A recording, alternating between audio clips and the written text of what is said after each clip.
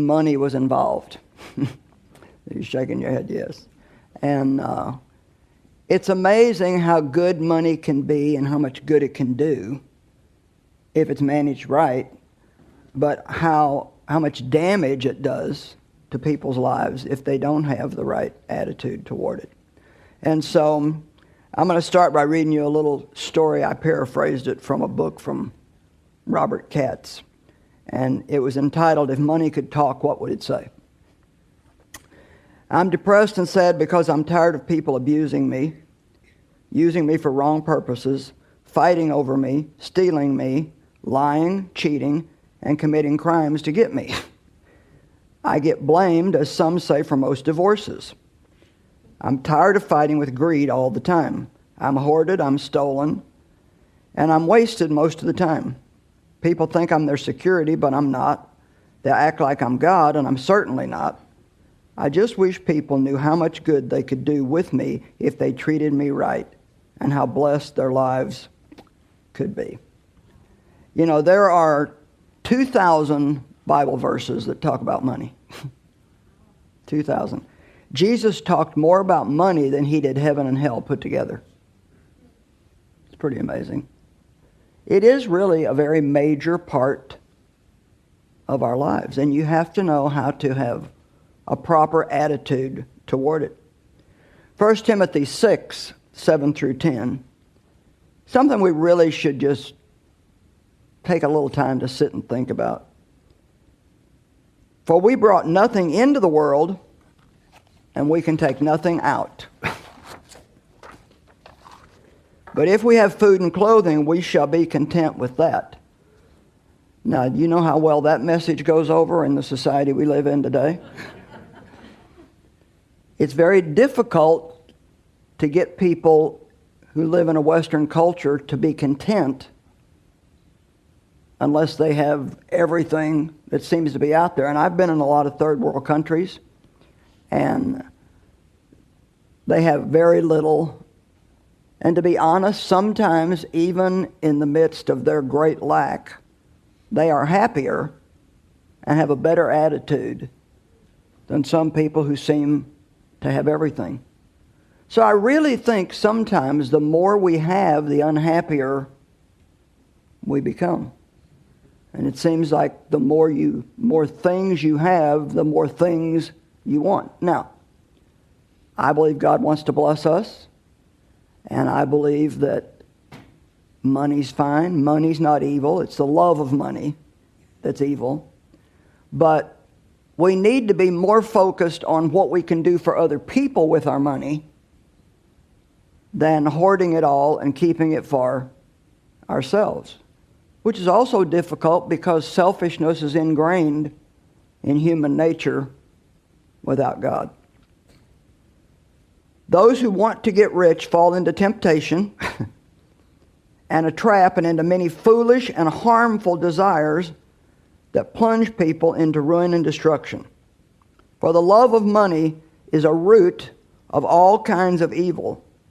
Some people eager for money have wandered away from the faith and pierced themselves with many griefs. I remember one time the Lord told me there's 2 tests you have to pass concerning money.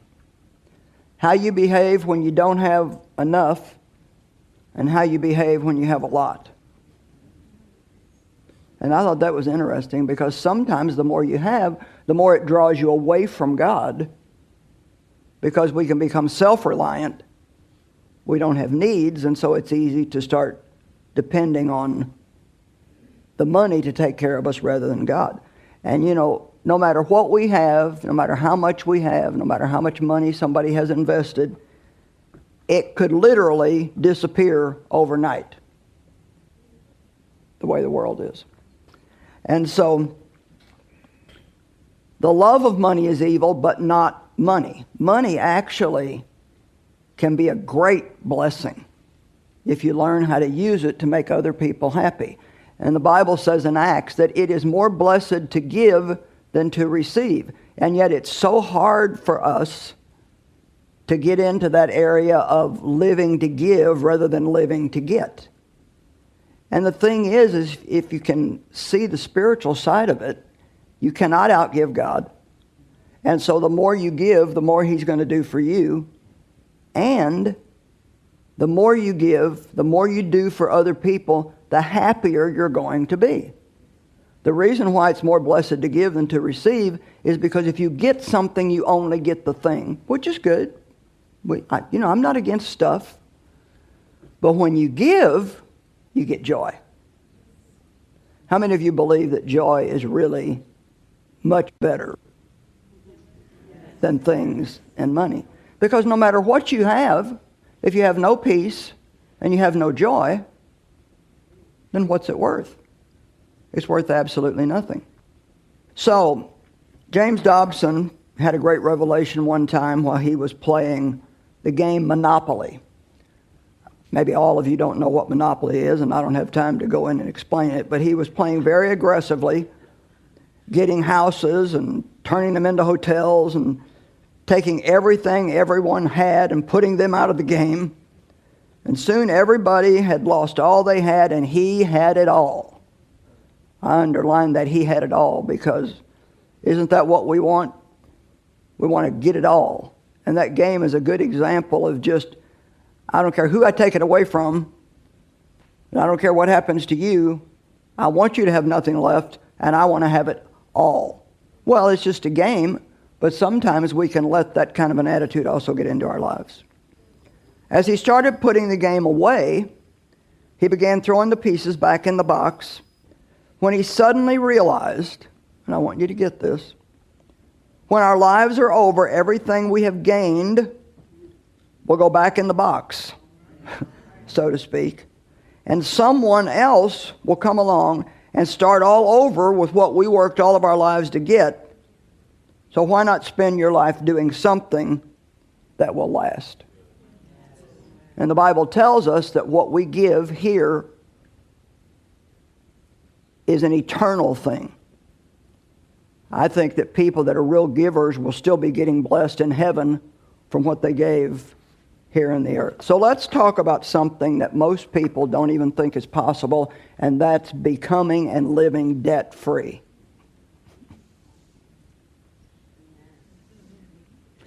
You can never do it if you don't believe it's possible. And so, all things are possible with God. You can live debt-free. Debt is very oppressive.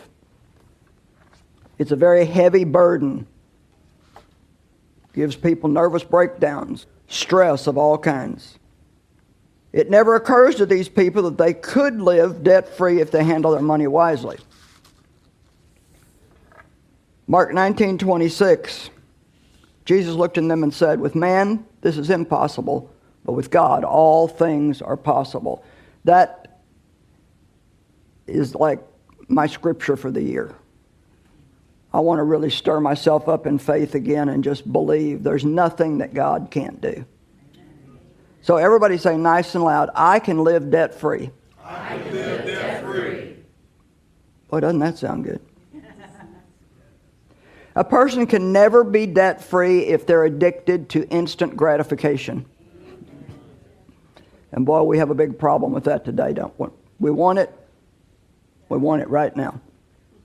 But if you ever want to be debt-free, you have to learn how to be patient and save for what you want, and then pay for it and not have a debt on it. Being debt-free requires saving money for things you need, and I drew a big circle around you need. Because you see, we think we need a lot of things that we really don't need. Or we can even think that we need something that we've already got 50 of at home. How many of you ladies can see a pair of earrings and think, oh, I need those? I used to buy earrings because they were pretty, and then I didn't have anything to wear them with.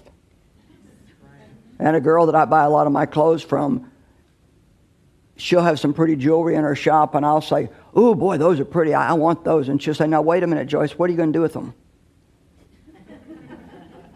And I wonder how many things you have in your home in closets and drawers that you've paid for.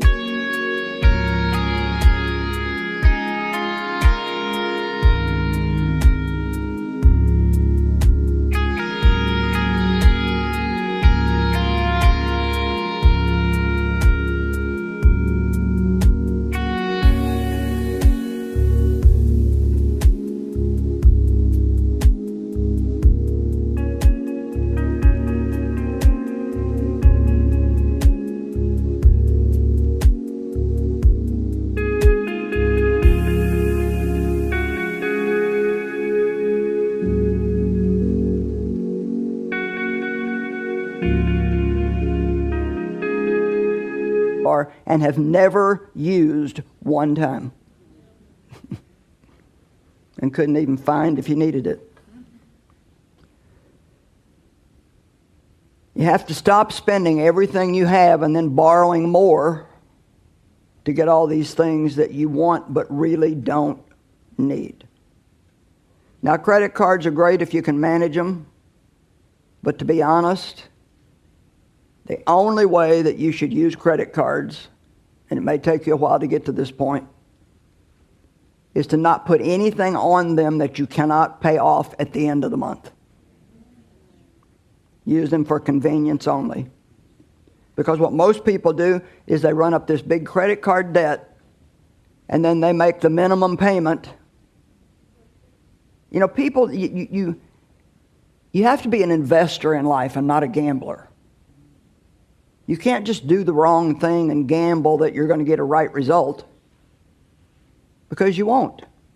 I just wrote a book on Proverbs, and boy, I tell you, when you study Proverbs, I mean, you just come out with one conclusion. The wise man is going to prosper, and the fool is going to have nothing but a mess in their life in every single area of their life. And to me, this is my own definition, but I say that wisdom is doing now what you'll be happy with later on. And foolishness is having this need for instant gratification and doing things that really just are not wisdom. So you cannot be addicted to instant gratification. When we borrow money, we are spending tomorrow's prosperity today. So think about that. And then when tomorrow comes, we have to borrow to pay what we owe. And so it just keeps an unhealthy cycle going in our lives, because we're always have already spent what we're working for. So then when it comes time to pay the bills that you have to pay and buy the things you have to have, then you have no choice but to borrow more money, because you've got to use the money you have now to pay for what you bought way back there somewhere. And once again, so much of this is due to instant gratification and not really thinking about, do I need this? Now, there's nothing wrong with buying some things that you want, but I will say this, if you're already head over heels in debt, you don't need to be buying a lot of what you want. You need to really just be buying what you need. It's kind of like if you live an unbalanced life over here, you've spent money that you don't have, then to overcome this over on this side, you're going to have to do without some things for a while in order to get your life back in balance. Things are not nearly as important as we think they are. Dave Ramsey presents a brilliant plan to getting out of debt. And I hope I say it right, but just remember that name, Dave Ramsey. He's probably the premier teacher on finances today. Lots and lots of wisdom. He's got a TV show, I think a radio show, and plenty of books. And he says that what you do is if you're in debt, you pay off the smallest debt first, because then you feel good that you paid off a debt. But then let's just say the payment on that debt was $50 a month. But then you don't say, oh boy, I've got $50 a month more now to spend. What you do is you take that $50 and you add it to the payment on the next smallest debt. So say you have another debt that the payment's $45. Well, now instead of paying $45, you pay $95 a month on that. Then when those two are paid off, you take the money from those two and you add it to the next one. And it may take 2 years. It may take 5 years. But let me ask you something. Is doing that for 2, 3, 4, 5 years better than being in bondage all of your life and continuing to keep the same ridiculous cycle going all the time? Everybody say, I can live debt-free. I can live debt-free. Now, let's just throw the word suffer out for a minute. Not a word we like. But if you're going to get out of debt and be debt-free, you will have to let your flesh suffer because it wants what it wants. And it pouts and feels sorry for itself when it doesn't get it. But we are to walk according to the Spirit, not according to the flesh. To get out of debt, you're going to have to be patient, persistent, and learn the difference between what you need and what you want. Before buying anything, ask yourself if you can afford it without going in debt to get it, and if what you're going to spend on it is truly worth it to you. I heard my daughter say something that she liked something that I have, and so I thought about it and I told her, I'd like to buy you one. And she said, oh man, that'd be great. And she called me the next day and she said, you know what, I've decided not to let you buy me that. And I said, well, why not? I mean, who wouldn't want a free gift? And she said, you know what, I thought it over, and she said, yeah, I would like it, but she said, it's not worth it to me, the amount of money that it costs. And she said, I want to use your money the same way I would use mine. Now that's a smart kid. And so I want to say something, and I want you to remember this. You can't just expect money, you have to respect money. And I think that's worth writing down and keeping. You can't just expect money, you have to respect money. And respecting money means that you don't just use it frivolously. You know, if you're going to spend $20, I don't think you have to have a prayer meeting about it and wait 4 days. I mean, unless you don't have the $20, then you do. But if you're going to buy anything that's any sizable amount of money, I strongly suggest that you sleep on it for a night. Because when you're looking at something in the shiny case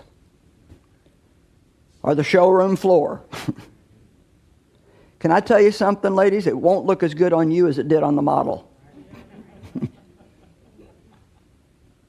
And it doesn't shine as much when you get it home as it did in the jewelry store. I bought a piece of jewelry one time at a jewelry store, and I just thought it was beautiful. When I got it home, I thought, this is not as pretty as I thought it was. And I couldn't figure that out. And then somebody said, well, don't you realize that they've got those lights set just right behind glass? Makes it look a lot different there than it's going to look when you get it home. And so I took it back and got my money back. You know, that new car on the showroom floor, and don't think they don't place the lights just right too. Oh my gosh, it looks so good, and it's clean. There's not a tiny little bit of dirt on it, and you think you just have to have it. But what's it going to look like in a year when you have it full of fast food wrappers and haven't washed it in a long time? And now you're stuck with what now if you buy a car? 7 years of payments sometime? If you're going to buy something on credit, you need to ask yourself, do I want to be paying for this for 7 years? Or would I rather wait? Money has a great temptation attached to it. And greed, I think, can get all of us unless we fight it. And the only way that I know how to fight greed is with generosity.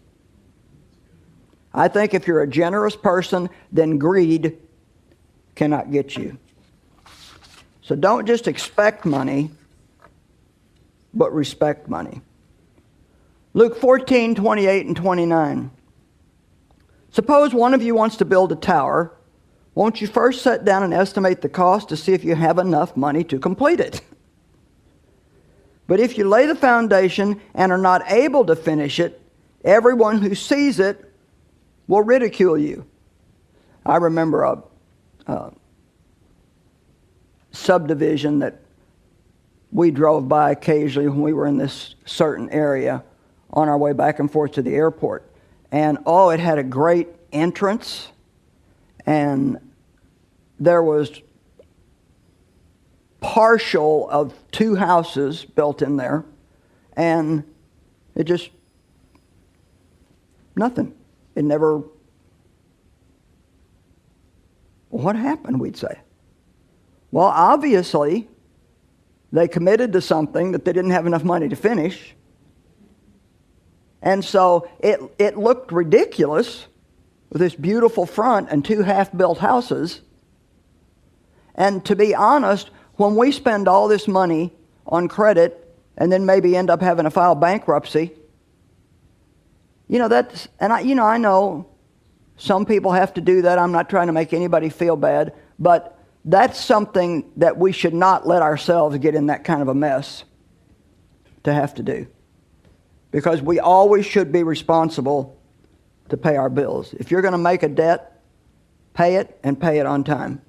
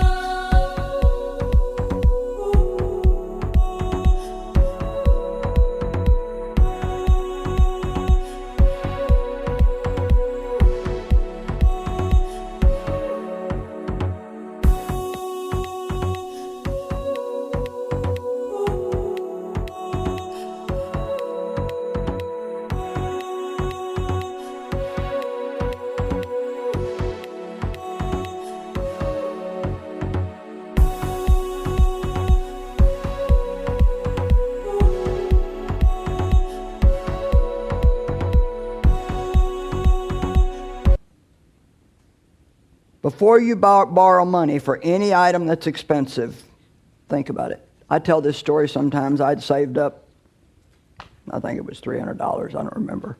If you hear me tell it on another teaching, it'll probably be $200. But today it feels like $300. And we were at the mall shopping, and I needed a new watch. And so we went by this jewelry store, and they had this watch. It had rhinestones on it, and I like things that sparkle. And a good salesperson, they know what they're doing. And this was like, this looks great on you, and now this sale is only for today, and if you don't get it today, then it, blah, blah, blah. But I'd learned a little bit by then, and because it was going to take all my money. And so I said, well, you know what, I just want to take a little bit of time, and I'll come back if I want it. Well, so I'm walking down the mall, and in the meantime, I look in a store, and I see a suit that I really liked. Well, I went and tried that thing on, and it looked gorgeous on me. It made me look like I had a tiny waist. It was the right color. But that also would have taken all my money. So I decided I'll take another walk. And the thing that I realized when I asked myself, Joyce, what do you really want? The thing that I wanted was to keep my money so I had $20 for a pair of earrings or enough money to take a friend out for coffee. I didn't want to have no money, even as much as I wanted those 2 things.